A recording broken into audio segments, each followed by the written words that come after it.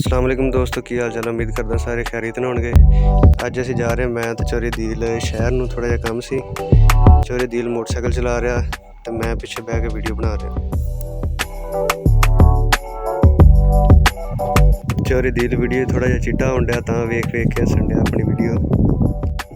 हुण असीं पहुंच गए जी 6 ਚੱਕ वाले पेट्रोल पंप ते। साडे मोटरसाइकिल च पेट्रोल खत्म हो गया सी बिल्कुल। इत्थों हुण पेट्रोल पा के अगे दा सफ़र शुरू करदे हां।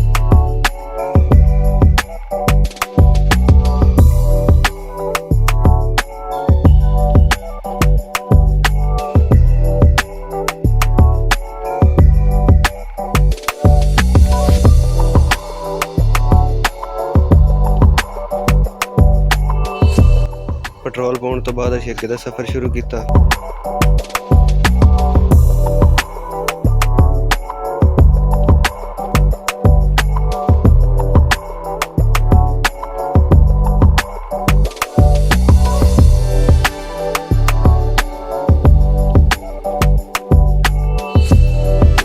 असीं पहुँच गए जी सतलुज स्कूल बॉयज़ के सामने। इत्थे चोरी दील ने गोश्त लेना सी। अज दा रेट गोश्त का 719 रुपए। चोरी दील पैसे बचाने की कोशिश कर रहा सी विचों, ते वीडियो का करके शर्मा गया कि वीडियो बन रही, घर पता लग जाना। मैं भी इन्हूं बड़ा कहा भी चल 200 रुपये बचा ला, जाते हुए उत्थे दही भल्ले खावांगे, पर यह मन्निया ही नहीं। कहता वीडियो बन गई, हुण घरदिआं नूं पता लग जाना।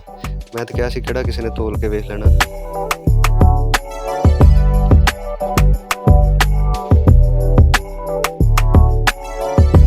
चिकन शाप के लागे मस्जिद बड़ी प्यारी सी। मैं कहता एक क्लिप बनाना भी जरूरी आ।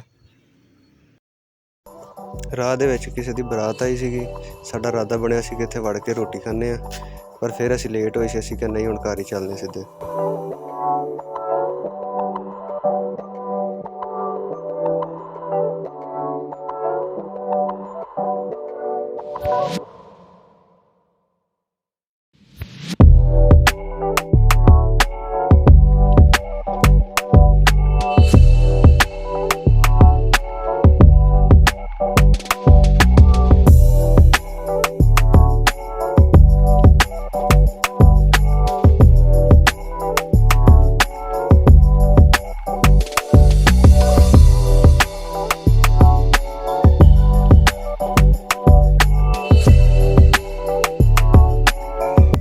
छे ਚੱਕ ਦੇ ਕੋਲ ਬਲੋਚ बैठे ਸੀਗੇ, व्यू बड़ा प्यारा ਸੀਗਾ। इस तो मैं ਇਹਦਾ भी एक क्लिप बना लिया। दोस्तों ये साडी अज दी वीडियो, जे पसंद आई होवे तो लाइक शेयर तो कमेंट लाजमी करना।